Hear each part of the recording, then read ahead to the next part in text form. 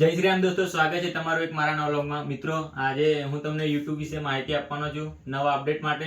તો મિત્રો, તમે YouTube પર મોનેટાઇઝેશન કરવાનું વિચારી રહ્યા છો તો આ સમાચાર તમારા માટે ખૂબ જ મહત્વના. મિત્રો, અત્યાર સુધી YouTube પર 1000 સબસ્ક્રાઇબ અને 40,000 વોચ ટાઈમ છેલ્લા 365 દિવસમાં પૂરા કરવાના હતા, પણ હવે YouTube તરફથી એક મોટું અપડેટ આવી ગયું છે. તો મિત્રો, 1 ફેબ્રુઆરી 2027 થી નવા ક્રિએટરો માટે મિત્રો 4000 વોચ ટાઈમ નહીં, હવે 8000 વોચ ટાઈમ પૂરા કરવા પડશે. એટલે મિત્રો, વોચ ટાઈમની રિક્વાયરમેન્ટ ડબલ થાય. મિત્રો, તમે શોર્ટ વિડીયો દ્વારા મોનેટાઇઝેશન મેળવવા માંગો છો તો તમારે 10 મિલિયનની જગ્યાએ 20 મિલિયન વોચ ટાઈમ પૂરા પડશે, એ પણ છેલ્લા 90 દિવસમાં.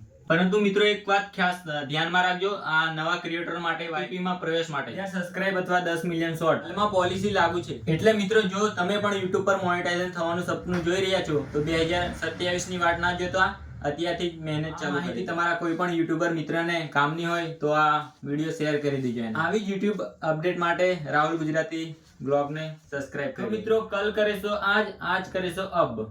અત્યારથી જ ચાલુ કરી દો મહેનત.